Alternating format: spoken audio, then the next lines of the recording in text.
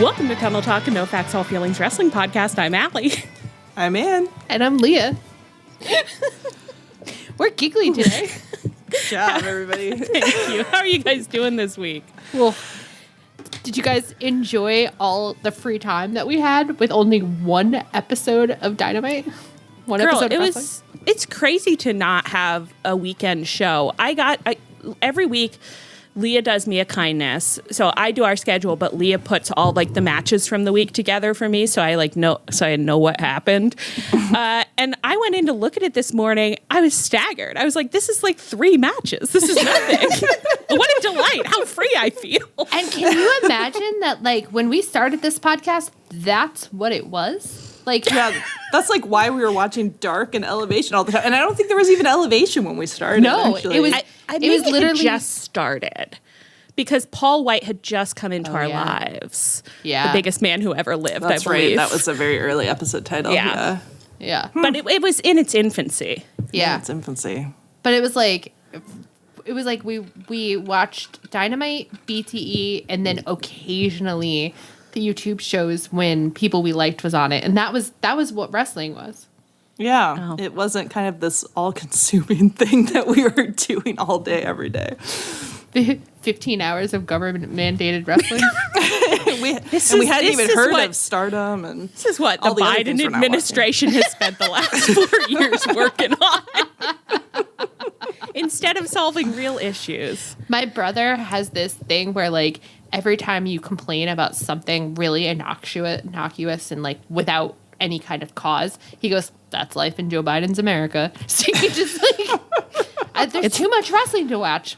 That's life in Joe Biden's America. And I think that's a universal problem. Everybody is complaining about.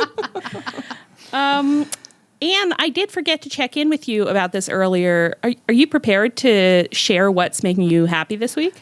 I actually am prepared, but I thought you weren't going to remember. We were just going to skip it, and I was like, you can keep for next week. I'm not going to bring it up, but of course I always know what's making me happy. I think I know Leah won't, because in this one aspect of our podcast, she's a very bad student, but you should always feel free to tell me that I forgot to tell you that it's time to tell us what's making you happy.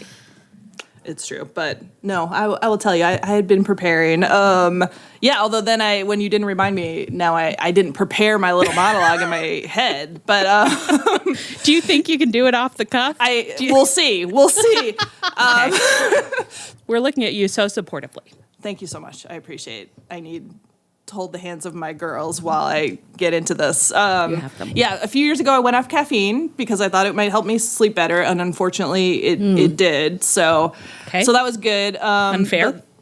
Yeah, it's terrible. And they used to make caffeine-free Diet Dr. Pepper. I'm a Diet Dr. Pepper girl. My whole family is. I think it's a regional thing because Dustin Chuck Taylor is also a Diet Dr. Pepper girl. I did, when I was in college, I was a huge Diet Dr. Pepper girl. It's the stuff. And caffeine-free Diet Dr. Pepper used to be sold in my local supermarket. And then the pandemic hit, and I think there was an aluminum shortage. And, anyway, a lot of weird diet sodas, caffeine-free diet sodas, just disappeared. I think this is also probably a casualty of the seltzer market, which I am resentful of.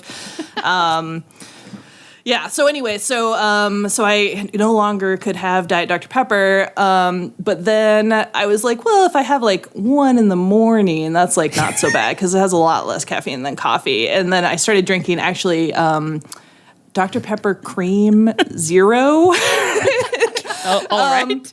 Which sounds repulsive, but it does. What is that? It's just additional. It's basically a Diet Dr. Pepper and cream is one of their new flavors. So it's as though you'd poured cream in it, but it's really really good. I don't know what to tell you.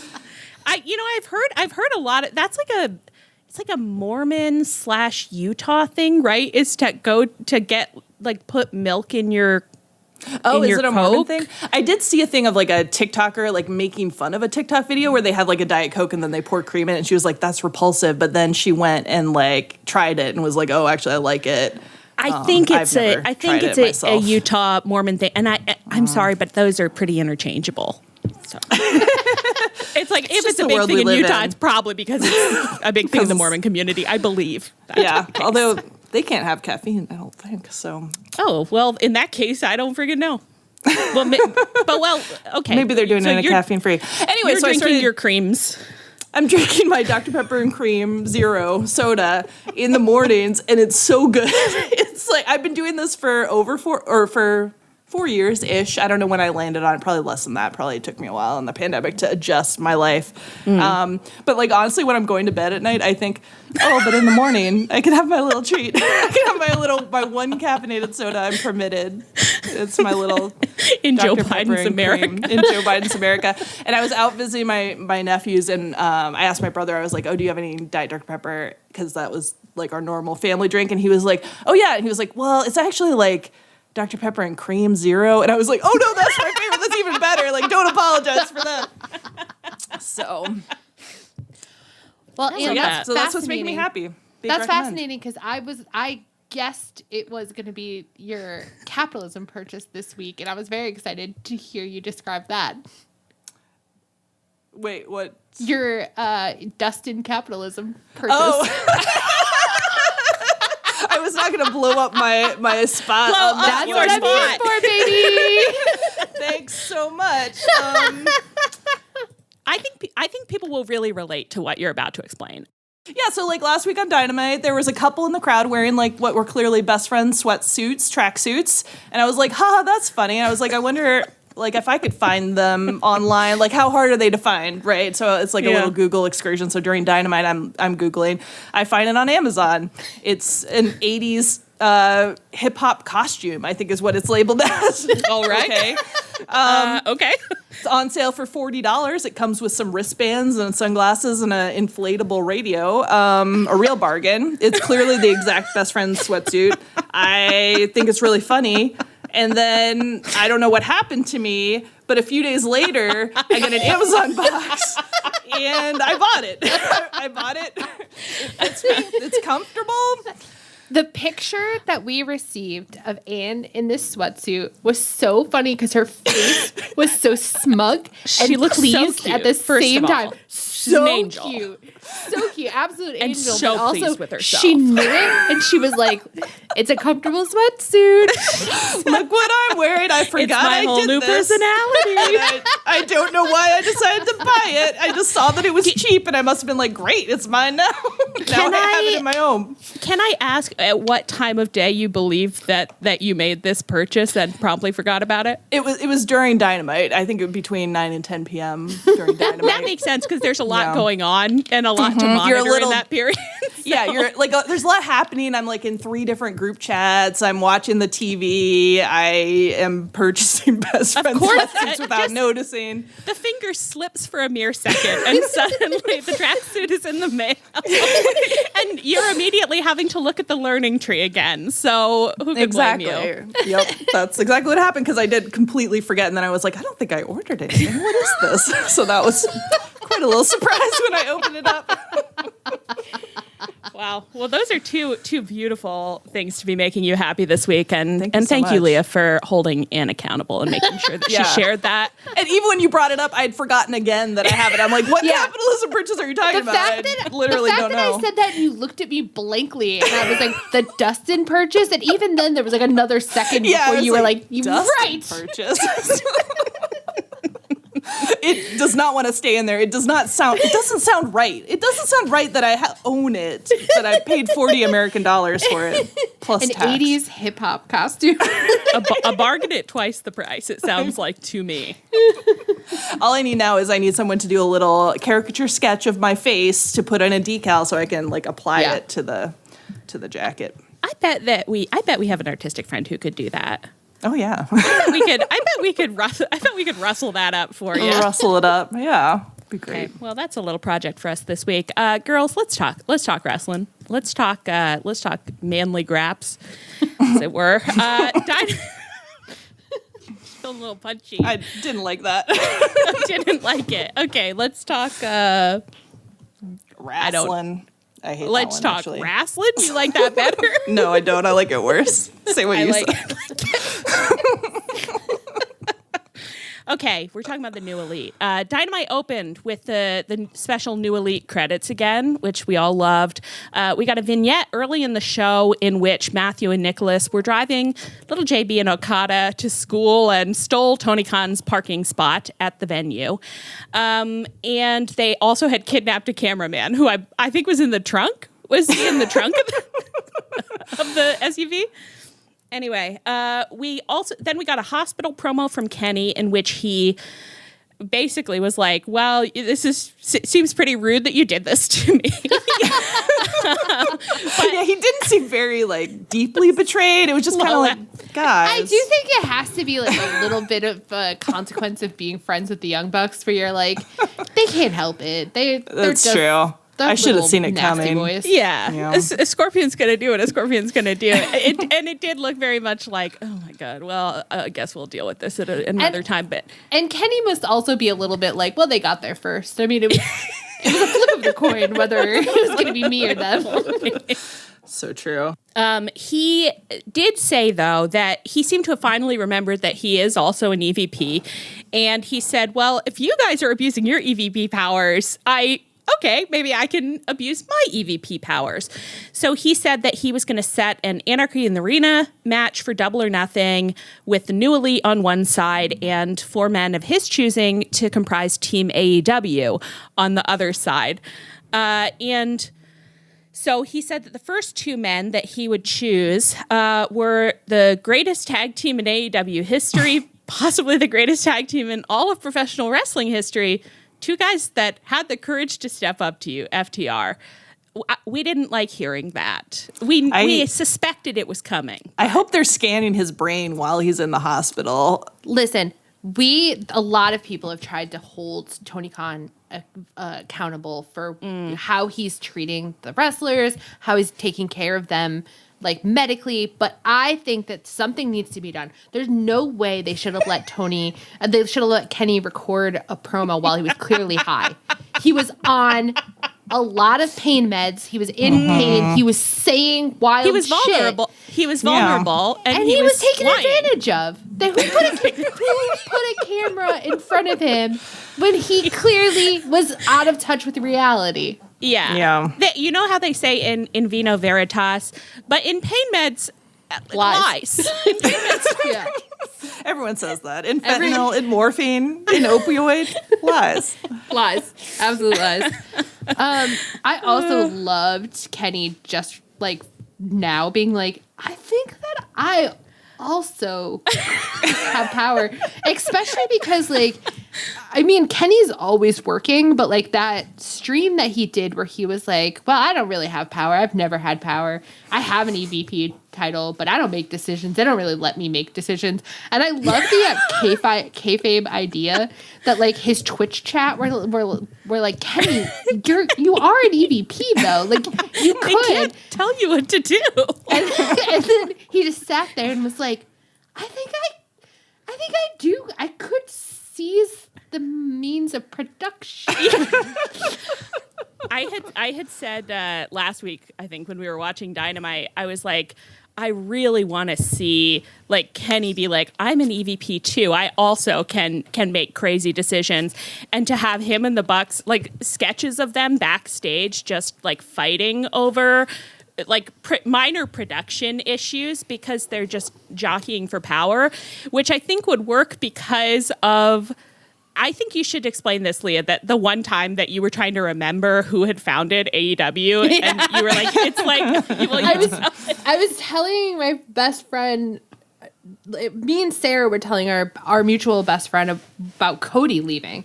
And I literally was like, well, okay, so there's 3 EVPs. And Sarah was like, 3? And I turned to her like she was crazy. And I was like, yeah, Kenny, Cody, and the Bucks. And she was like, the Bucks are different people. they each get a vote. But I felt like in kayfabe, the Bucks would also not always remember that. If they were arguing over things with Kenny, they would be like, well, our vote is this. And Kenny would be like, well, my vote is this. And it would be like, well, we're at a standstill. I don't think they would always remember that. I don't think they would, no. They'd be like, if only there was someone here to break the tie. We need Cody back.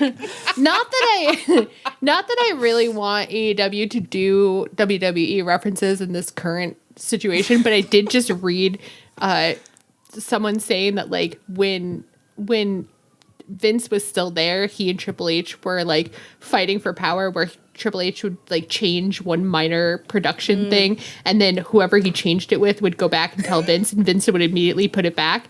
And I do sort of want like a sketch of like, I don't even know, like Jerry Lynn being like, okay, Kenny, the Bucks told me to change the camera to this angle, and Kenny's like, put it back. I do want like 2 hours of a kind of old-fashioned farce where it's like the show is not going well, but as a meta commentary. So it's like a lot of the time you're like backstage with wrestlers coming off being like, okay, well, I was getting 5 different things told to me in the middle of that match. So yeah, no, it wasn't a great match. No. And it's just Kenny like backstage segments where like a person runs in one door and then they leave and then someone else comes in the other door as like Frasier level. just a little sick comedy. Yeah.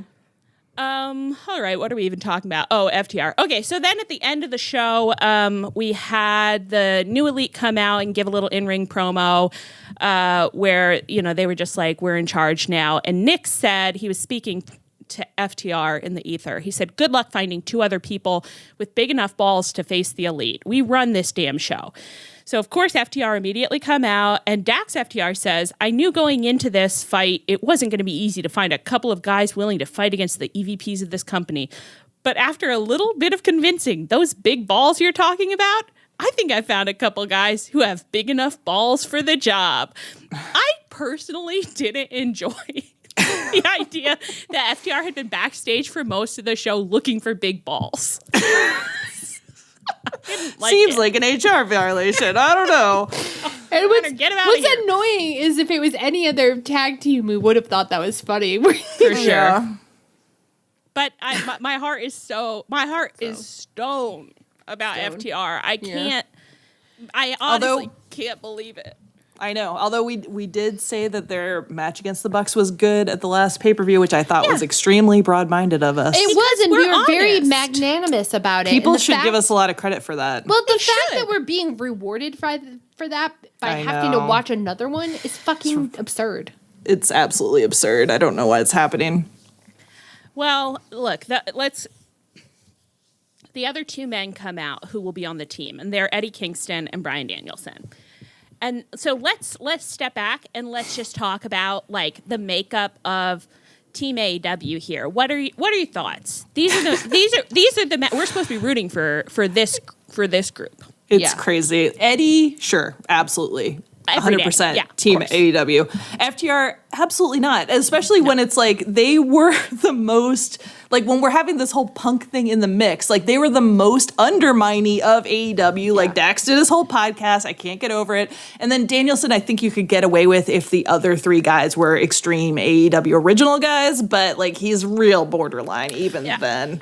It's not even that I'm that mad about Bryan Danielson being a ex-WWE guy. It's just that Bryan Danielson has never really given a stirring, like, we are AEW, like, speech. You know what I mean? Yeah. Like, I believe that he likes AEW, but I think he likes it because it lets him do the things he wants to do. I've never gotten the feeling that he believes in change the world or that, you know what I mean? Like, I just... Okay, here's an idea. Yeah. We get backstage. Easily, they let us back there. Oh, yeah. And we hold auditions for Team AEW, and it's speech based. It's only oration. You come in, and actually maybe we should do like a blind casting. So there's maybe like a curtain between us. Oh yeah, sure. So we can't tell who they are. We just hear their voices and we say, "Who is that?" I have no idea. To be honest, I think that would mostly work on me. I think I mostly wouldn't know who it was. And then you give a stirring speech, and then we choose the best of the speeches, and those are the wrestlers. So then we end up with Eddie, Mox, probably Hangman, and who would be number 4? A fourth beautiful orator. I can't think of one off the top of my head, but we've got to have some floating around. Who else has ever given a promo that we loved? Well, no one else ever. Just those three. No one's coming to mind. No one's coming to mind. Well, anyway, you know what? We'll sit on that idea. I don't think it. Look, a number of people have said like this is clearly a big storyline that is has been ballooning and offshooting, and it's kind of touching lots of other storylines, which I think is awesome. I think that's really fun. But that also means that whatever happens at Double or Nothing is not going to resolve this situation. I think it's very unlikely that the Elite are going to lose to fucking FDR. Made a mess. I hope not. I don't feel that would be too degrading. I need to see Dax pinned. Do they even pin in Anarchy in the Arena? How do you win? There is a pin, right? But Eddie's gonna take it. Eddie is gonna take it. Yeah. Oh, for fuck's sake! That's what Eddie's There's there no for. way it's Dax. Yeah. There's no fucking justice in this society for lots of other bigger reasons, but for this one as well. Someone in the Social Suplex Discord said, "Mighty Dave." I was obsessed with this because it just captured how I feel. It's overall, I really like the EVP angle, but as soon as I think about the Bucks, JB, Okada being the evil usurpers of AEW and FTR, the good guy defenders, I feel like I am losing my mind. Yeah. It's dead on. Especially because as part of this argument, the Bucks have seized the show and are making the decisions. And these have been a bunch of baller episodes. Like, why wouldn't I want to keep them in power? My dad has this theory of government that the best mayors embezzle a little bit. He's like, wow, that's a real New England theory of government. You can't trust an honest man. Exactly. So this is my thing where I'm like, why would I take them out of power? They're evil. Who gives a shit? They're keeping our roads salted. The streets, the potholes are filled. Who cares? The shirts are tucked in. Okay. Yes, some people are getting beaten up because they've personally made enemies of the EVPs. That's life, baby. That's the price we're paying for a good show, and I am willing to pay it. For a functioning society. So interesting little political insight there. I mean, listen, I agree. I don't know why anyone would want to, get him out of the hot seat. I think they're killing it. I just hope, let's get this team AEW defeated. Eddie, I'm sorry, you don't deserve this. Bryan Danielson, you'll be fine. Okay, so I'm not worried about you. FDR, I want you in that cage in the sky. I want you gone. People were also saying it feels more like Dynamite versus Collision than the Elite versus Team AEW, which is also dead on. And it's like, that's so distressing. Collision can't be the good guys. That's not how that works. No, this is completely fucked. And it's also fucked that Eddie was teaming with the Bucks against Bryan Danielson not that long ago. I know. This grab bag stuff is crazy. Also, I can't believe I'm in a position again where it's like, well, we just have to get this over with FTR yet again. And then they'll probably just come back for the next pay-per-view. Sometimes I feel like FTR is somehow the only team I have ever watched the Young Bucks fight. I know. Somehow. And it's I think that people are like, well, they're the Bucks' best rival and most important rival. And Wrong. I'm like, no, that's the Lucha Brothers. That's the Lucha Brothers. Lucha Brothers are there, and possibly Motor City Machine Guns if they ever show up. Listen, we would love for them to show up, and we'd love to let them into our hearts. We are desperate for another beautiful married tag team that we could love. Okay? Yeah. Desperate. Please come to me. But it's not FTR. I would rather watch the Bucks fight Top Flight for the next 3 pay-per-view cycles. 100%. The last time. I would rather watch the Bucks kill Top Flight in the ring. We're talking a lot about the Bucks killing people in the ring in the last. I know, it's kind of a new gimmick I'm working on for them called EVP Assassin. Okay. Also on Dynamite. Oh, do you want to say anything about Matt Jackson's jacket? It looks like Cruella de Vil. Yeah, beautiful. Lovely. Honestly, it was I immediately started Googling. I was like trying to figure out, following Anne's example, where the jacket had come from. Because I was like, that's kind of one of the nicer looking garments I've seen you guys in. Well, I like saw them walking in and I was like, oh, it's so funny that Matt's wearing like a pretty normal suit and Nick's wearing like this garish yellow shiny suit. And then Matt turned and I was like, oh, it's not a normal suit. That's a two-tone suit. I could only see one tone. I was obsessed with it because his gimmick right now is not that far away from, I'll skin a bunch of dogs for a nice coat. He might skin them, but then he would thank them too. He'd be like, great coat. You're killing it. I'm killing you. You're killing it. Okay. Also on Dynamite, Swerve got an in-ring promo in which he called out Christian Cage, saying, I can't blame you for what you did, beating him up, presumably. You see someone at the top, you go for that person. I need you to come out here and handle business with me. So Christian did come out, accompanied by his whole beautiful family, which I love. We had a little light back and forth about Swerve's gold teeth. And Swerve was clearly feeling very prepared because he had brought the Mogul Embassy with him to defend him against the patriarchy. But unfortunately, at the pivotal moment, Brian Cage turned on him and the embassy beat Swerve up. And they beat him up a little, and then they beat him up a little more, and then they beat him up a lot and a lot more. And they just really beat him up quite a bit. And Christian Cage went backstage where we saw the EVPs applauding him, and he thanked them for their great idea and said it's the start of a very fruitful working relationship, and walked off, leaving Matt and Nick to turn to each other. And I think it was Matthew who said, and I don't think anyone could describe what happened here as a bitch move. And it was, the voice was kind of as if like what Swerve said has like been like ping-ponging in his head, and he's been no, you're the bitch in the shower. Yes. This is Matt Jackson being very girl coded, because having been in more male dominated spaces on the internet in the wrestling community that I'm used to, they don't worry about being bitches at all. Whereas women are always worried that someone will think they're a bitch. And men are just like saying the meanest things to each other all the time. That is so true. It is extremely girl coded that he was like, but I'm actually still a really nice person. Yeah, that wasn't a bitch move at all. And it really bothers me that someone would say that. Okay. What did you guys think about the Christian and Swerve exchange?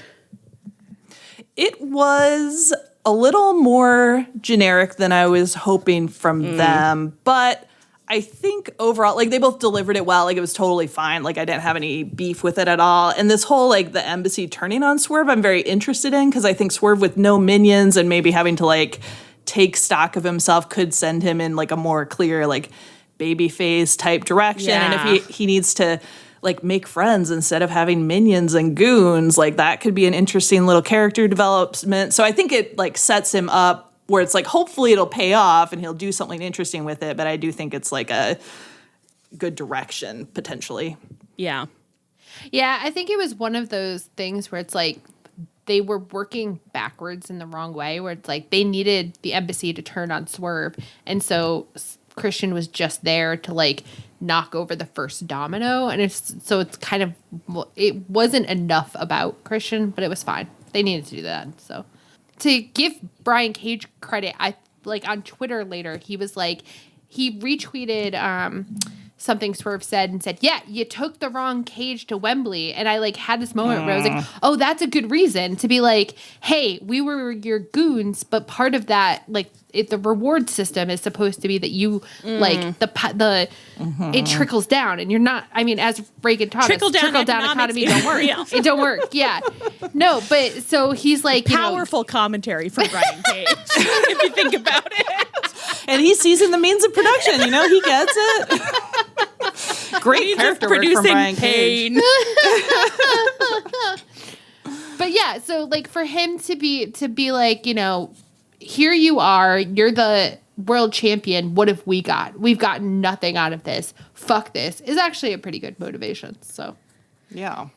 Yeah, I think that's true. And I thought Swerve got a really good, the thing where he said to Christian, like, you don't want to get uncomfortable. Like, I don't remember it was a good line referencing the coat match. Christian will say I quit. And then Christian looked like speechless and upset. And I like that a lot too. Yeah. Well, patriarchs don't like to get got. I mean, there's one thing we know. True.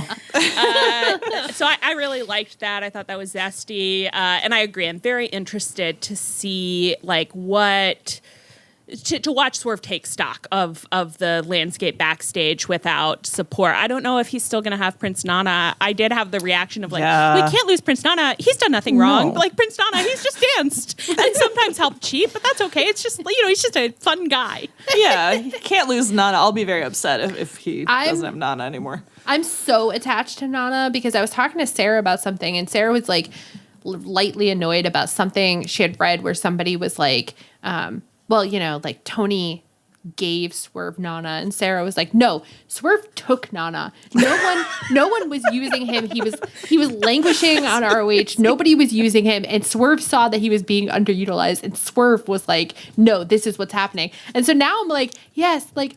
Nana was a forgotten toy, and Swerve was smart enough to see that he was worth playing with. So and he loved the Velveteen Rabbit so much. The Velveteen Rabbit came to life. Got up and danced. And Nana can't, he doesn't have to be a heel manager. He and Swerve can learn how to do good together. Yeah, I think that would be really nice. Like what I would kind of like is to see Swerve is just so angry and frustrated and upset, and he's backstage. He's like in his heel cave or whatever with Nana.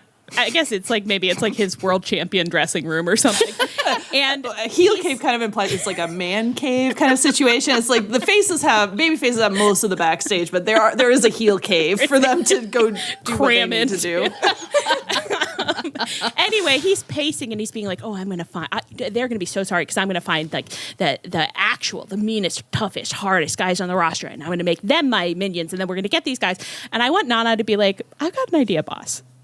What if we just what if we don't do that? What if we're nice to people? What if we just chill out and just maybe go to catering and say hi and sit down at a table and just get to know people. Just make friends. Yeah, just see who you connect with, be a little bit vulnerable, see who's vulnerable back. Apps, I'm obsessed with thinking about a scenario where Nana kind of gets Swerve to open up and meet a bunch of people, and so Swerve's he's hanging out in the back of the BTE background. He's he's hanging out. He's making real friends with the faces and kind of starting to integrate. And that's when Hangman shows up, and Hangman is like, "I'm sorry, are we just tolerating Swerve and catering now?"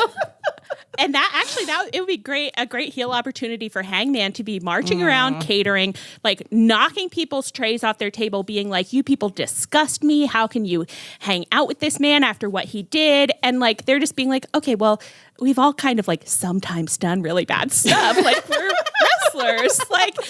You're in the heel cave for a while, and then you're in the glory of the face dressing rooms, and then you're back in the heel cave."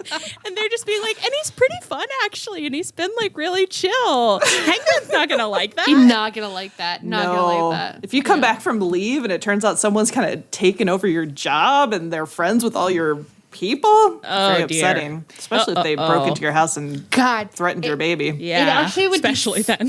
It would be so juicy if Swerve made friends with the Dark Order and made them his backup. That would be really juicy. And Hangman be absolutely rip shit.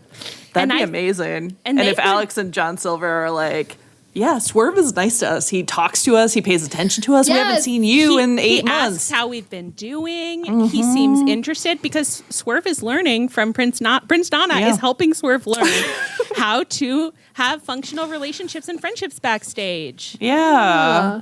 And they're just all supporting each other. Hangman's outside the door seeing the Dark Order, sing with Swerve.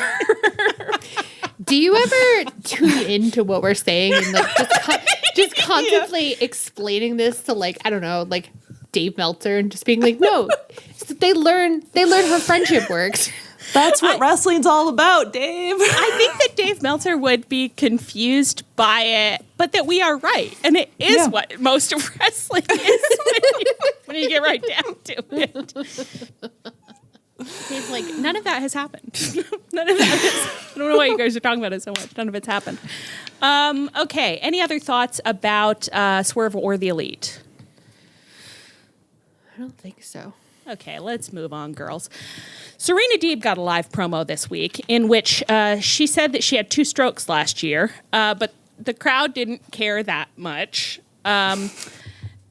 Good. That wasn't useful what I put there. She was eventually interrupted by Toni Storm, who called her a charity case and threw some money at her. Serena Dweeb said, such a crazy line, "Toni, I highly suggest you start taking this seriously." And Toni said, "Fucking no." And then they got into a little fracas, I think. And Toni got knocked out. Is that correct? Yeah. I believe she was knocked out on the ground and Tony Schiavone was looking at her like, that's what you get, girl, for your behaviors. Also on Dynamite, Mariah May fought Harley Cameron with Saraya ringside and won, but Saraya attacked Mariah afterwards. Mina Shirakawa ran out for the save. Almost kissed Mariah, but didn't. And then they hugged and drank champagne, and Toni didn't come out and was nowhere to be seen, which was, I believe, someone on commentary emphasized that Toni was not there. So that seems plot relevant. Let's start by talking about briefly about Serena Dweeb's promo. Yeah, it was pretty awkward with the crowd booing good. her, and then she's talking about her medical issues, and they're like, "Oh, I guess we shouldn't boo, but we don't like it." I don't know. I think she has terminal FTR disease, where it's like she's not fun, she's not trying to have fun. She thinks wrestling is deadly serious, even though it's pro wrestling and it's silly, and so it's not fun to watch her. Yeah. Yeah. I do want to read this segment, this quote from the promo. She said, "I'm wrestling for the Women's World Championship in Vegas at Double or Nothing against Toni Storm. I'm aware of this narrative going around that people are saying Dweeb isn't going to be able to defeat Toni Storm. And as much as that upsets me to hear, I also get it. So I wanted to give my reasons why losing at Double or Nothing is not an option for the professor." And I said, that's not something a professor would say. That's something a student would say in a very bad essay that does not get a good grade. In this essay, I will prove. Exactly so. Exactly so. I just remembered they zoomed in on a sign that said Toni Storm greater than Serena Dweeb, which unfortunately is going to be an intrusive thought for me going forward. Serena Dweeb. Serena Dweeb is so fun. I know. It'd be a great character. Well, and honestly, her saying Toni, I highly suggest you start taking this seriously, could be really fun if she played an over-the-top character being like, please be serious. And everyone's like, no, but she's not. That's not the vibe at all. No, if she was willing to make a caricature out of this and just really lean into especially with Toni being absurd, it would be very funny for Serena to be like, stop dicking around, get in here and do real wrestling. She could even say the word graps and make it funny, but I'd love to hear her say the word graps. Yeah. Yeah. It's just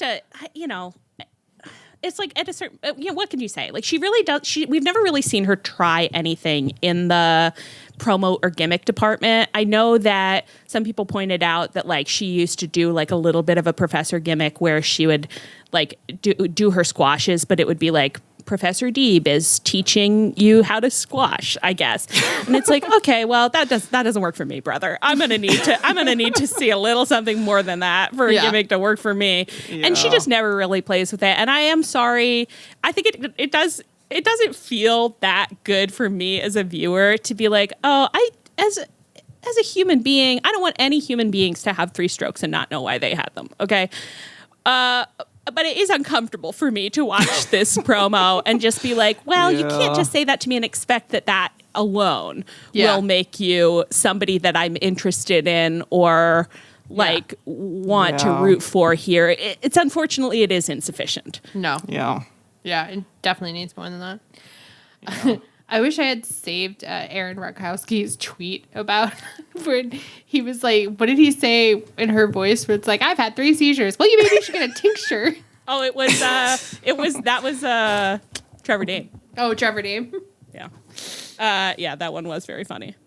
Okay, let's check in quickly about the Toni, Mariah, and Mina storyline. I am worried that sometimes I'm worried that I'm not actually following it that well because I like all the components that I see. But then today I was like kind of like trying to paint a picture of what exactly is happening here in my head. And I thought, I don't know, actually. Like I know some of the components. I understand that Toni is experiencing a flavor of jealousy. I understand that. I understand that Mariah, from the time that she got here, has had a thing where you're just not quite sure what her game is. Yeah. And I understand, I think that Mina and Mariah are on good terms, although what happened, like Mariah's face after she didn't get kissed in the ring, I was like, okay, but she doesn't like that, so I don't know if that's meaningful. I'm just not sure I fully know where anyone is in like an arc at the moment. Yeah. Am I being foolish? No, you're not. I feel the same way. Well, here's the thing. I feel I'm really, really into Mariah and Mina. Oh, yeah. But For sure. I suspect that the story that I understand is one that I've invented in my little head. Maybe not, though. Tell us. Is that not so often the case when we're watching wrestling? But please, story time with Leah. I think that what's happening here, and to make this even worse, I have not seen any of the old Hollywood movies that Toni and Mariah have been like playing around with. So if you're saying to me like right now, oh, I can't believe you don't recognize that it's, from All About Eve, All About which I Eve, haven't seen either. I haven't seen that one either, and I have seen a lot from this era. But should we all maybe we watch should All About watch Eve? it together? I think we probably should. Yeah. Okay, that's good. Okay. We came up with a little assignment. So Mariah comes in. She's obsessed with Toni, and she's like absolutely like no holds barred, obsessed with Toni. And Toni feels incredibly confident in giving her little scraps of attention, and Mariah will do anything to keep like Toni's interest, right? And so they're going along and everything's fine and normal. And then Mina comes, and Mina's energy is kind of like that she and Mariah are fuck buddies, or maybe like hook up at parties, like that, like it is all fun. Like Mina is there to have fun. She wants to drink champagne. She wants to dance. She's here not for a long time, but here for a very good time. And Mariah's energy is that when they were in Stardom together, she was in fucking love with Mina, and she's like, this is it. Mina's come to America to be with She's me. come for me. She's come to save me. This is it. And so she's turning her attention to Mina, being like, is this the moment? And so when Mina doesn't kiss her, she's like, but Mina, when I she was doesn't gonna kiss her, add, that she's like, this is still not it. You're still keeping me dangling. Why won't you just kiss me? And it's because Mina actually is like, no, I'm coming to America for crowd reaction, baby. Yes. I'm coming to America so that I can get over as a big star. Yeah. Yeah. And she's happy to have Mariah with her. She likes Mariah. She probably even loves Mariah, but not to the intensity not like that Mariah Not has. monogamously. Right. And meanwhile, so then you've got Toni in the background who has had Mariah's unswerving attention. Yes. And all of a sudden is losing it. And so what Toni doesn't seem like she understands what she feels for Mariah or whether she can trust Mariah, but she knows she wants that adoration. And it is true that Toni's behavior is very much like your best friend gets a girlfriend, and all of a sudden you're like, I could be a girlfriend. I could be. What does she give you that I can't? Oh, she make out with you and bleep bleep bleep. I could do it.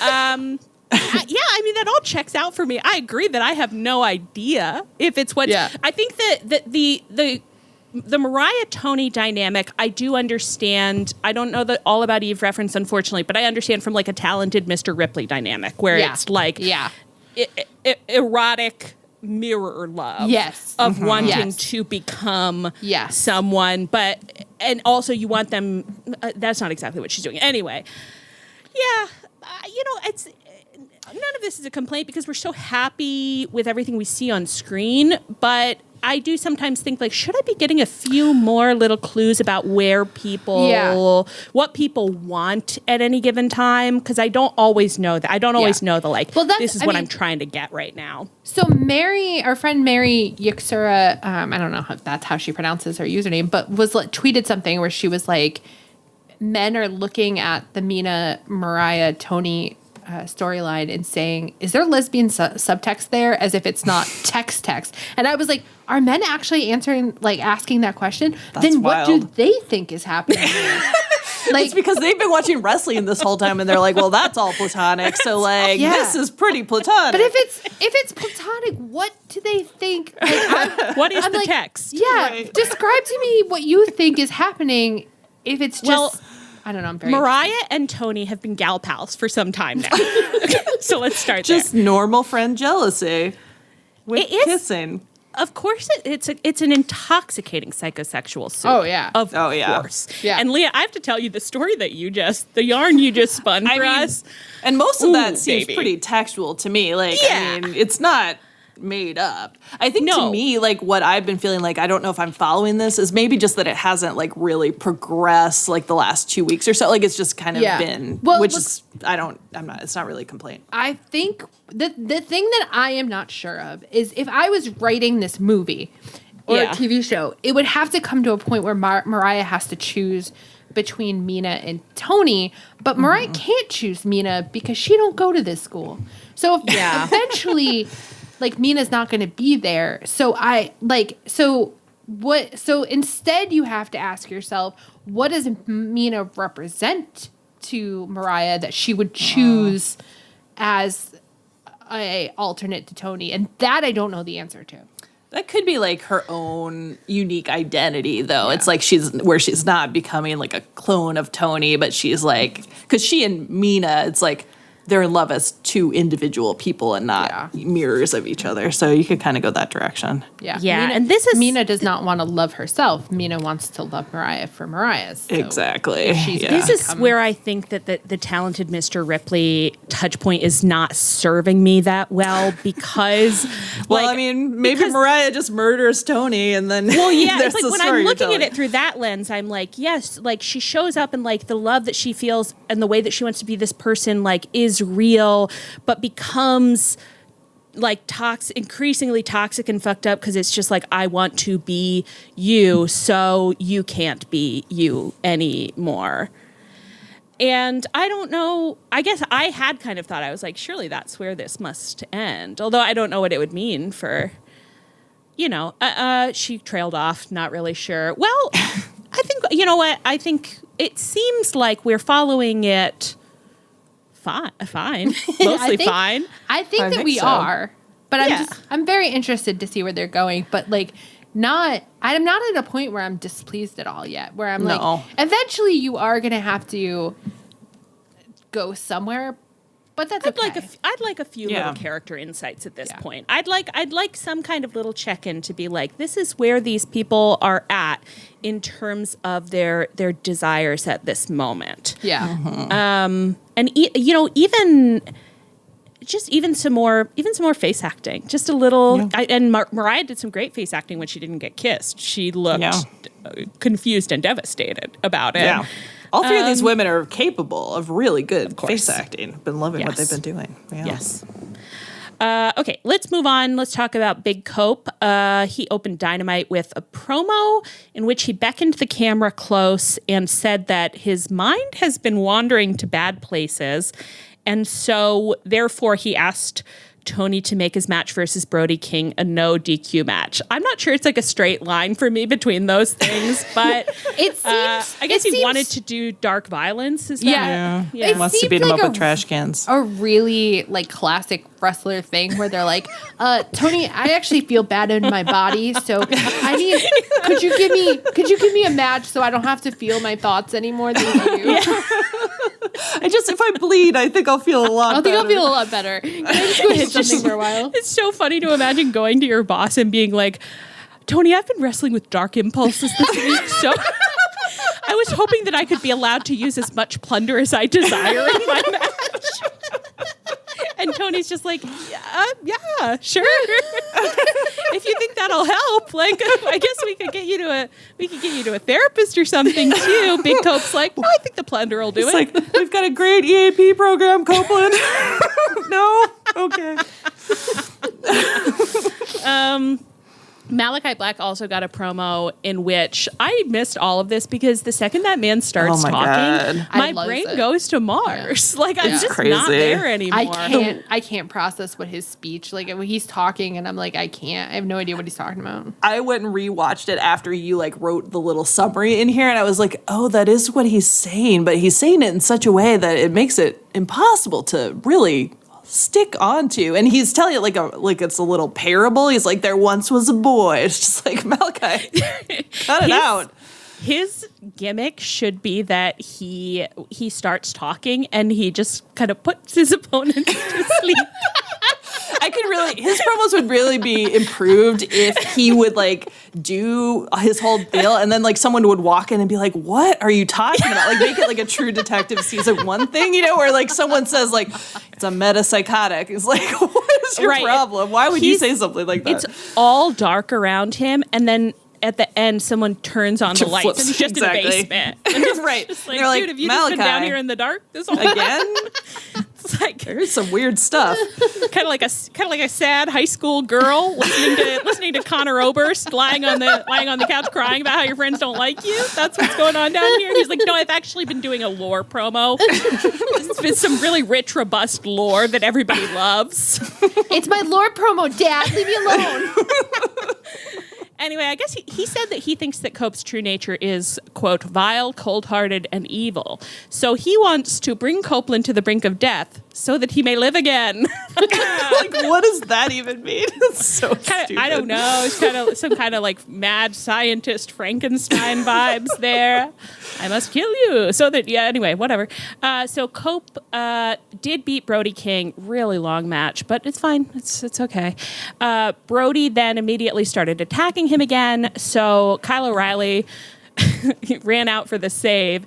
And then afterwards, Kyle approached Cope backstage and Cope was like, thanks for helping me. That was really amazing. And Kyle was like, can I fight for your belt? Can I fight for your belt, please?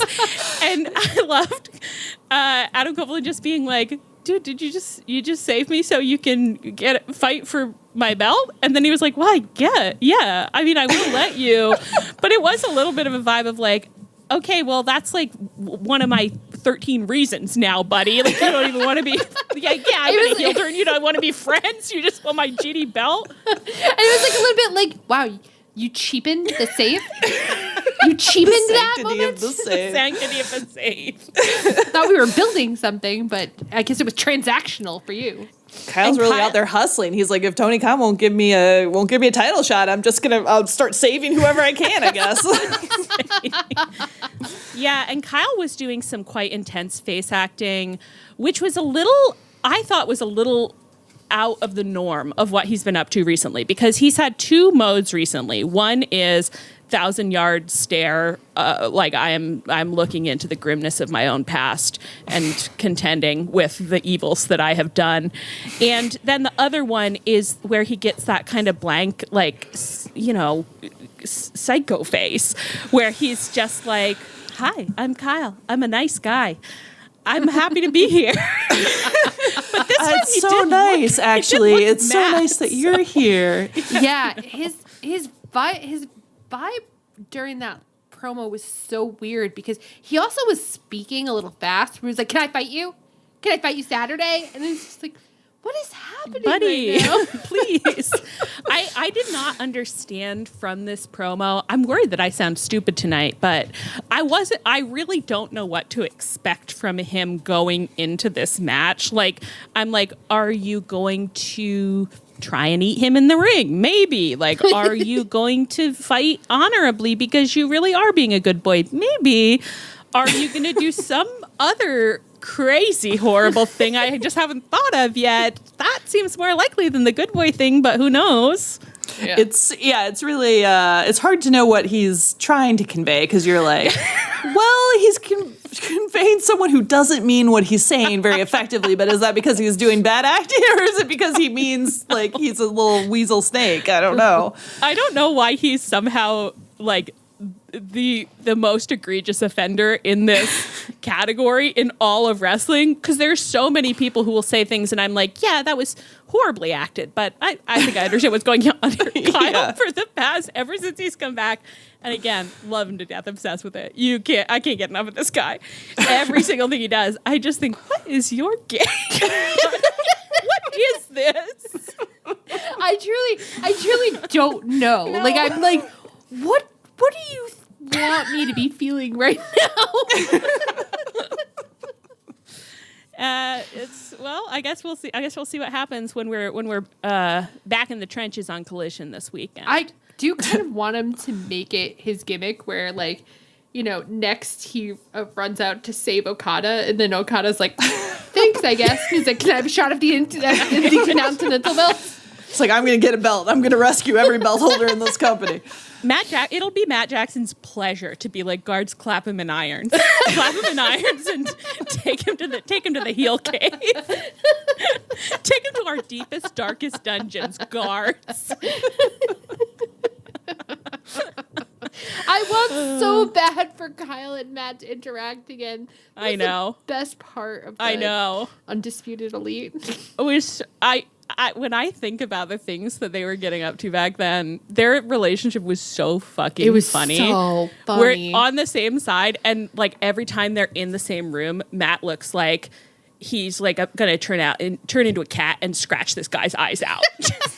And Kyle looks like he knows it, but he can't stop like baiting the cat anyways. Oh yeah. And meanwhile, Adam Cole was in the middle of them, pinching the bridge of his nose, being like, please, you two. Can we just be friends? Can't we all just get along? Don't we all just love getting along, actually? So only you. In all of wrestling, Adam Cole, only you, and only shoot you. Anything else that you want to say about Cope? He is getting these long matches, and it's like, I like him. I don't really object, but it's like, is there nobody else that wants to wrestle? Like, why is this happening? I experience it in this way that I'm like, I think that there's a period in my life that I would have been very annoyed at him, but for some reason I am sort of like, well, you know, it's good energy that like, he's like, I want to finish my career, like, because I guess a lot of people were like, Cope in WWE matches were not that good, and he's like, "This, I'm changing my perception. I'm gonna wrestle like crazy. I'm gonna go anywhere you need me to." And like, I just keep being like, "Yeah, that's like, he's fine. He's doing." I like the mental image of Cope kind of like frantically backstage, like, a man can change his stars. Toni, give me 20 minutes, Toni. I will show them what I can be. You know what it also is, that it's because we know he's like taking the ad breaks and stuff that we would not have known or cared about a year or two ago. I think definitely knowing Trish Sarah has changed us. We're like, well, you know. He's really a team player, though. I mean, really a team player. Yeah. That's so true. I don't feel mad about it, but I feel so generously like, well, it's not always for me. Sometimes I'll just go I'll go get some berries out of my fridge during that. I bought some raspberries yesterday at the store, and I thought of you, and I thought, I'm going to eat all these berries. You want a little hot tip I got? No one's ever thought of this before. Sometimes I cut up all my berries, put them in a bowl, and I just sprinkle a little bit of brown sugar over them, and I eat them while the brown sugar, the berries haven't masticated yet, so the brown sugar is just still kind of grainy, and it's just so nice, it's so lovely. A little berry bowl. Yum. Well, anyway, that's been our little berry talk segment. Okay, let's move on to hot topic. Hot topic for your girls. Greg versus OC Open Dynamite this week. This match rocked. This was so fun. So good. They really, I mean, I believe that they were furious at each other and did not care if they won the match, just wanted to kill each other. Yeah, commentary kept hammering that point home, just being like, I think someone could have won this by now, but they don't seem to be trying to win. They just seem to be trying to murder each other. They really communicated that. They went into the audience. They did that. I loved that spot they did in the audience where the girl, like, next to OC, I was like, you're having the time of your life. This is the best thing that's ever happened to you. I love you. I kiss you. I wish I were you. I'd be scared to be you. Like, this is amazing. OC just hurdled the barrier from like a stop, like just jumped straight up. Yeah, so strong and powerful. Bleacher Report said something like, it was clear that these two had spent years at ringside for each other, and they knew all each other's wrestling moves and knew how to counter them. And I was like, that's sexy. Okay, well, that's a little... that's hot. That's hot too, actually. Are people talking enough about how like cool, sexy it is when it's like that the mortifying ordeal of being known is actually really sexy. It's really sexy, especially when it becomes weaponized. When a man knows how to counter all your moves because he knows you that well. Whew. Because you thought he would never hurt you. Yeah. You thought he would never hurt you, so you let him in. You let him in. You let him see your weaknesses. You didn't know that you needed to be on guard from him? Oh my God. Wow. That's really rough stuff. Yeah. So eventually Greg tried to cheat by removing a turnbuckle, but the ref saw and was distracted. So then OC removed a turnbuckle while the ref was distracted, and he managed to slam Greg into it and get the pin. Greg did not stay down. He immediately resumed fighting, and they fought all around the ring, and Greg was thunking him on his head on the stairs, and they make an awful sound. And it did not sound good. And they're doing these kind of little acrobatics I didn't even really understand, where like Orange Cassidy is like wriggling under what I called the stage. So we're still the girls we were, okay? The fact that I said in the middle of this match, ooh, he's under the stage. I didn't even clock it. You like corrected yourself almost immediately. Yeah, it was like, I had no problems with that. I was like, yeah, he is under the stage. Yeah, absolutely. Anyway, so they did this whole thing, and then eventually Don Callis had been on commentary, and he came off and kind of took possession of OC, which really troubled and worried me. And Chris came out to yell at Greg, and of course I don't trust that at all. I think you two are doing play acting and loving it.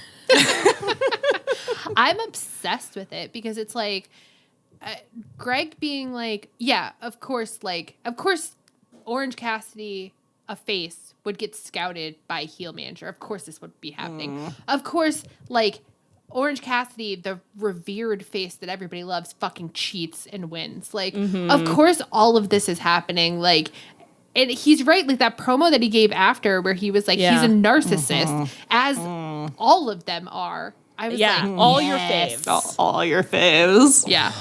That incredible. It was a great promo, and it was because again it was like totally emotionally intelligible, like legible, coherent. It's just like, yeah, this adds up that it's like if you're getting pushed to the brink for a long time, this is how you would break. Right. Where he got kind of baited by the camera guy or whatever being like, how does it feel that OC won fair and square? And Greg's like, are you fucking kidding me? Fair and square? But then the way he's freaking out about it is like he can't acknowledge that he was trying to do the same thing. Yeah. He's just like, no, I was fine the whole time. But like, of course he had to like, you know, it was great where it's like, oh, you're not doing Which it. is exactly how it feels to be in the middle of something where you're like, I am being wronged. All I'm doing is surviving how much I'm being wronged. And it's only afterwards that you're like, oh, I also was misbehaving, but you can't see it in the moment because all you can see are the ways that somebody is fucking you over. Totally. And I almost wish that in that promo there had been someone there to like push on it and be like, but weren't you doing that? And to like get him to be like, well, I didn't have a choice because it's like the whole fucking system is like he has the whole system behind him. Everyone is behind him. Like everyone tells him all the time that he is worth everything and I'm not worth anything. That's why he's a narcissist. You fucking made him a narcissist. Yeah. Like, right. Right. Yeah. Greg, we have to get the system. Greg's acting is so good. Like in the midst of all this like wrestling acting where you're like, yeah, we're putting on a play and I can see all the seams and that's fine. But it's like Greg is like a real person really mad out there. Like all of the face acting he did in the match, he was just so mad. And then in the promos too, I've been so impressed. I'm worried that he's getting me on side. Like, Leah's not. Stop it. Leah's OC's not trying to. I have to tell you, I'm a little bit like, should we stab OC? He is a narcissist. He's not a narcissist. He's a sweet boy. He didn't ask for the attention, Leah. He didn't ask for any of this. All he did was fight. All he did was fight his best. All he did was fight his best. He was supposed to be a mascot. We all thought he couldn't read. Do you think that anybody in life should be relegated to the role of mascot? Should we not be allowed to rise above our station? Okay, don't you endorse the caste system? You have disappointed me. Maybe you have disappointed me. You guys should get in the ring for a no DQ match. What do I say? I've been experiencing dark thoughts. Leah, I am experiencing dark thoughts and impulses. Should we talk about what, of course, really interests us, which is the health and well-being of Chuck Taylor? Is it not our right to discuss? Kind of the only thing we were thinking about. Yeah. Everyone's just looking at me. Okay, I can start it. So I got a little discombobulated for a second. I'm sorry. Before we get into this, I've been hearing a lot of strange noises in my house, and I wasn't sure what to do about it. And then the cat just walked by with the treat container, which is closed. She can't get into it, in her mouth, and she's dragging it like it's a carcass. And she just went into my bedroom with it, and she can't get into it. But when did she learn to carry Tupperware? Wow. Anyways, so yes, I do want to talk about Chuck Taylor, but I did have a weird moment just now. You had to decide between Chuck Taylor and your cat won for a moment. For a moment. You know, when you have a son and a daughter, sometimes your attention gets split. When you have multiple children, it's tough. Yeah. But during the match, Excalibur started talking about the details of Chuck Taylor's diagnosis, and I think Leah heard part of it in. Yeah, so we'll talk about let's talk about it as like where we were as it happened. So I watched with Sarah. Listeners, journey with us. So I was with Sarah for the first time in a long time because we decided we needed to be together for this match, and so we're like once we realized that Excalibur was telling us details, we both like leaned in and then started frantically Googling the words that we were hearing, and both of us came up with, it's called a vascular necrosis. And I have to tell you, I did have to rewatch this match because I completely blacked out because I was busy getting a medical degree where I was like deep in, I was like, the bone is dying. And so like, and Sarah's reading from one page to me, and she's like, and it can be caused by this way. And I went treatment, and she was like, another factor contributing, and I went treatment. This Grey's Anatomy ass living room. We have to act. Treat. We have to act. So I've been like down this rabbit hole because apparently this AVN stuff, like if you catch, what I was finding out is that like it can happen after an injury where if something gets knocked wrong, the blood to your bone gets cut off and the bone will start dying, which sounded like, that's what it sounded like Excalibur was talking about. And so they were saying like, if you catch it early before damage is done, then it's not that big of a deal. They have to do a bone graft, but it's like a couple weeks. And do you want to review why we were a little worried that maybe Chuck Taylor hadn't caught it early? The man who just for about a year kept being like, my wisdom teeth are killing me, but I can't get dental surgery. We're like, we are fucked. Literally, I think 9 months he was like, I can't sleep because my wisdom tooth is hurting me. God. And we were like, did you go to the dentist? And he said no. Oh and by we, I mean his Twitch chatters, which I've never participated in. Yeah, we would never talk to him. No. But, all right, so all day today, I've still been down this fucking rabbit hole. And in fact, we got our friend Blaine, well, she did it on her own and we were just excited about it, to reach out to her dad, who's an x-ray tech, to be like, sir, what are his chances? Do you think he'll walk again? Do you think he'll ever walk again? And the answer was kind of like, well, probably not. The word deformity was used, and I didn't like that. So, anyways, that's where I'm at when I sign on to this very Zoom today. And what happened, Anne?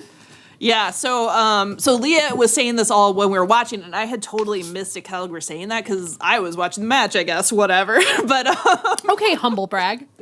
I know. So I was like, oh, I'm gonna watch it back because apparently there was like a lot of medical information. So I got on, like 7:30 tonight. I love that you've picked up a pen now to show us how serious you got. So then I listened back, and actually the first thing Excalibur said was the actual diagnosis, which was different from what Sarah and Leah were talking about. And so it's actually, what is this? Like, I had to Google it. It sounded like osteochondritis dissecans lesion on his ankle, which is still like it's like a fragment of bone like breaks off in your ankle, and that fragment's dead. So that's where they ended up with the dead bone stuff. But it's like not the like whole ankle bone. This is very technical talk, obviously, and I know what I'm talking about. No, don't worry about it. We have gotten our bone degrees in the past 24 hours. Don't worry about Basically, an osteopathic surgeon. So anyway, but it's less serious. It usually happens to like teens and young adults and children and babies, because is Chuck Taylor not a little child and baby to us? Yeah, all the websites I was reading were like, your child may have these symptoms, and I was like, he might. He probably does. Yeah. And like it usually with kids like heals up on its own, but like with adults they'll like put you in a boot and see if it heals, and then if it doesn't you might need surgery, and then like depending on how bad it is, like it's different kinds of surgery. But it's more like 4 to 5 months out at the very outside, and this all adds up because he was in a boot. So he was in a boot. Yeah. Yep, I think it's been going on for a while. And it sounds like it kind of sometimes just starts happening. Like, it's not even like one injury, which also kind of checks out with him. Because, like, I don't think we ever heard, like, that he got injured in a match. But it's, like, kind of a repetitive stress injury is what they think. So Anne tells us that before we start recording. And I did the opposite of blackout, but, like, with happiness. Listeners, as you know, we record on Thursdays. On Friday morning, The Observer and Fightful both reported that the injury is serious and Chuck Taylor is not expected to wrestle ever again. And in light of that, we will not be airing the rest of this section where we experience the feeling of optimism, and will instead be replacing it with a little piece that explains our feelings better. Stop all the clocks. Cut off the telephone. Prevent the dog from barking with a juicy bone. Silence the pianos and with muffled drum, bring out the coffin. Let the mourners come.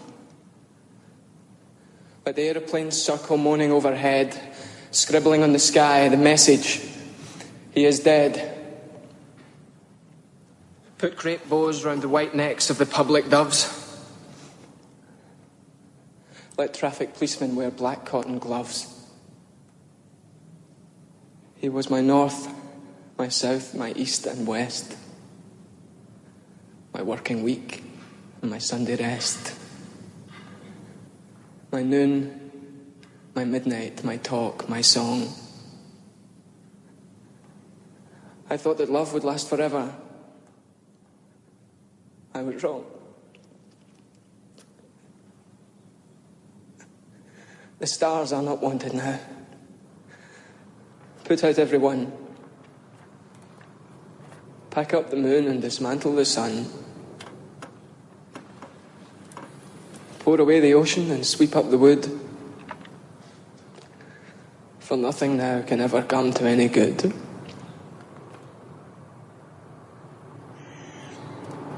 Also in the Best Friends world, we did see OC backstage with medical later in the show, and Rocky stopped by, and Rocky is rolling up, and he's like, hey, man, how's it going? Amazing. I'm not listening. I actually got a match with Jay White later. Yeah. And actually, Toni said that if we wanted to go for the trios titles that he and the Guns have, we could totally do that. And it could be like you and me and just like a third person of our choice. I don't know. It could be Greg. And OC whips his fucking sunglasses off. He's like, it could be fucking Greg? It could be fucking Greg who murdered my best friend who's now dying of bone necrosis. It could be Greg, who just fucking dumped me on my head on a pair of metal stairs. It could be Greg. It could be Greg. And Rocky's like, could be Greg? Totally could be. Rocky did not hear a word of his reply. Rocky was not listening, and he was like, I don't care. I need warm bodies. This is my. Rocky said, oh, come on, OC. Trio shot? Trio shot tonight, King? Trio shot? Maybe everyone is a narcissist. I think Greg is right. Yeah. I'm saying, get on side. Yeah, I know. I can appreciate Greg's points while also saying that I don't think he's dealing with them very healthfully. Okay? Maybe if Toni had approved more no DQ matches for him, he could have gotten some of the darkness out. Maybe if he had gone to Toni and said, I'm having dark impulses. Is it the chicken or the egg, Ann? Where does it start? Whose responsibility Outside Toni's is office, it? there's just like a long line of wrestlers being like, the darkness needs to come out. I do like that. I got the darkness, Toni. The implication is kind of like if you go and tell someone spreads this around, they're like, if you tell Toni that you're having dark impulses, you can get like a really long match. Like you can get like a really long good one. He's like, oh, you need to get the darkness out. Take as long as you need. Don't want the darkness. We wouldn't want those dark thoughts floating around your head. Yeah, have 20, have 30 if you want.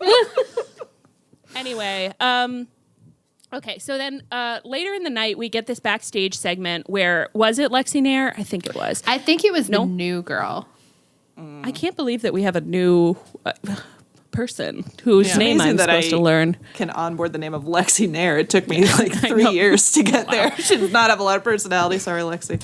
Okay, well, the new girl whose name I will learn in time, I'm sure, was interviewing a very dry, dead-faced Pac. I mean, the visual here was startling. I almost didn't recognize him. I was like, who right. is this man? It wasn't right.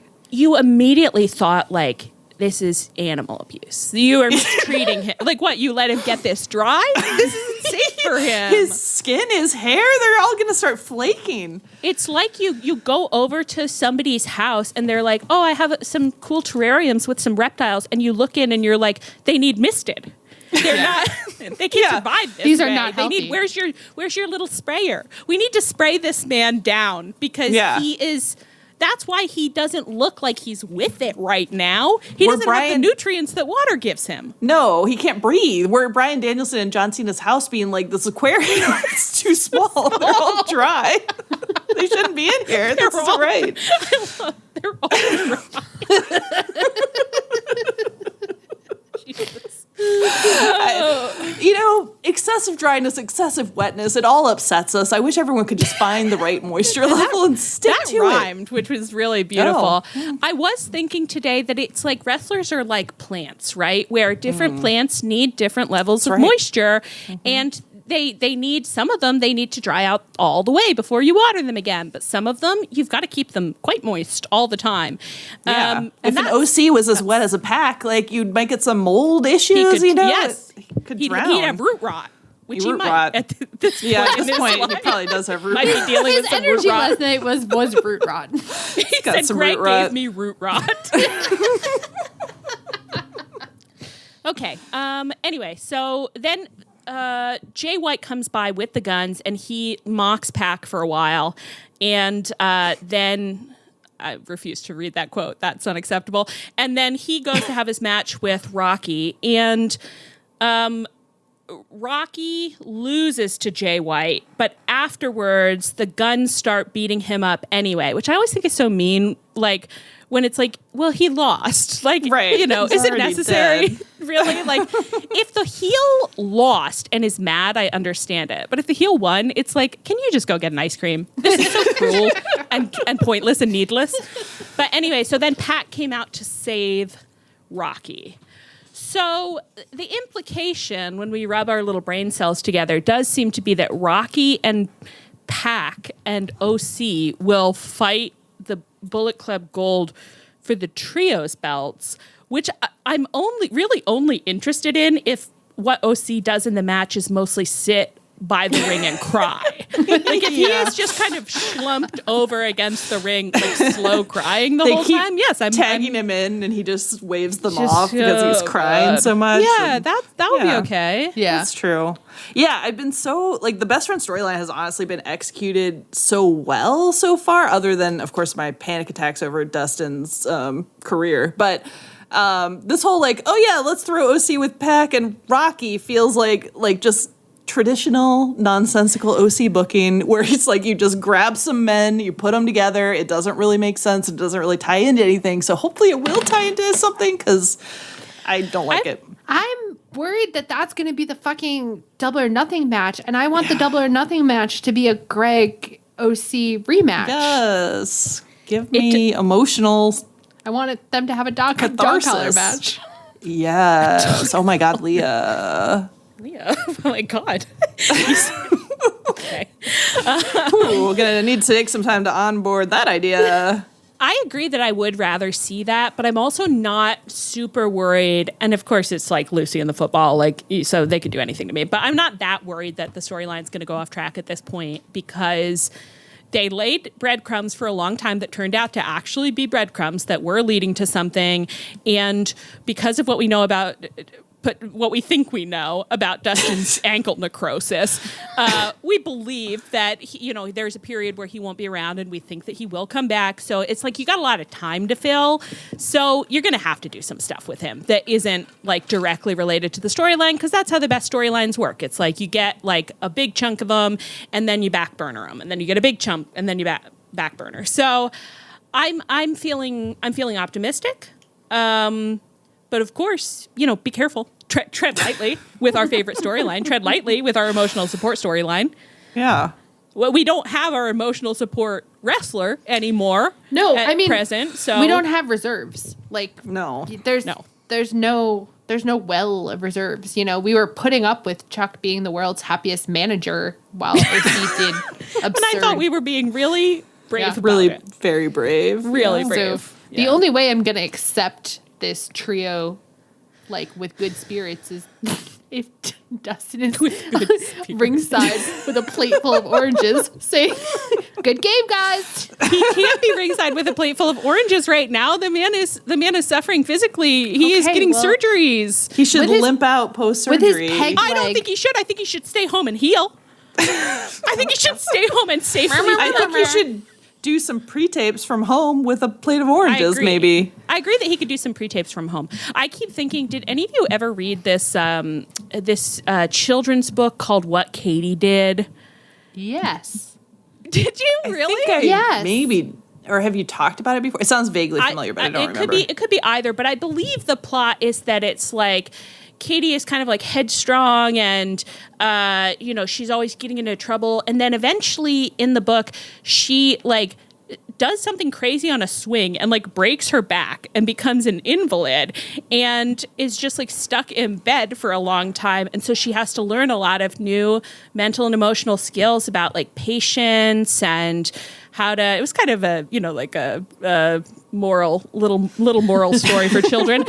And then in the next book, she goes to Rome or something, but that's what Katie did next, of course. Anyway. The one where Katie breaks her back and has to learn new skills, and then the one where Katie goes to Rome. Oh yeah, this is it. Listen to this. Helen tells Katie, because cousin Helen is an invalid, so Helen is helping her learn how to live as an invalid. And people used to really be invalids, just straight up. I think we need to bring a little of that terminology back because it's like we really act like people should either dying or they're well and they should act well. No, many people are in the middle. Many people are in the middle. A lot of us need to lie down because of our agonies. So exactly. Like Helen tells Katie that she is. That she is now a student in the School of Pain. No. Where she will that learn. Sounds like a wrestling gimmick. She will learn lessons in patience, cheerfulness, hopefulness, neatness, and making the best of things. And neatness. Now I keep thinking about what Dustin did, and that's the time that he has off away from this world of wrestling. He's going to learn some lessons about neatness. Yeah. He needs to learn some lessons in the School of Pain, and I need to see those lessons being learned. I need them filmed. Maybe he could have a little YouTube show where he shows us the lessons he's learned in the School of Pain. Dustin. Free idea. Free idea. Oh my God. Okay. Yeah, we're feeling good. We're doing well. We're thriving. Yeah. Dynamite's And been we're so surviving. fun. All our faves are doing the storylines on TV now, which is crazy. Yeah, that is really nice. On that note, I have been Allie. I've been Ann. And I've been Leah. And this is Tunnel Talk. Our theme is by Chris Corrigan. You can find us on Twitter and Tumblr at Tunnel Talk Pod, via email, tunneltalkpod@gmail.com. Please rate, review, and subscribe to us wherever you get your podcasts. You can also find us on the Social Suplex Network feed, along with a lot of other great shows. If you don't know what's really been going on with the Drake Kendrick Lamar stuff this week, you can go check out their special episode of ONR. I have to say, I learned everything I know about this. I learned from them. When James is talking about the end where that Kendrick won and he was like, for Drake, there was no path to 270. I fucking lost it. Really good stuff. So funny. you can check out ONR and a lot of other great podcasts on the Social Suplex Network feed. You can also join us on the Social Suplex Network Discord, where we're always learning stuff. What did we learn about today? About how Dickies, the shirt collar used to be called removable bosoms. Yeah, something like that. Yeah, we so learned a join lot us. about detachable bosom. That's right. Yeah, just the history of the dickie. Yeah, so that's always an option available to you, is to come learn about removable bosoms with us. Stay frosty, and as always, please come back next week.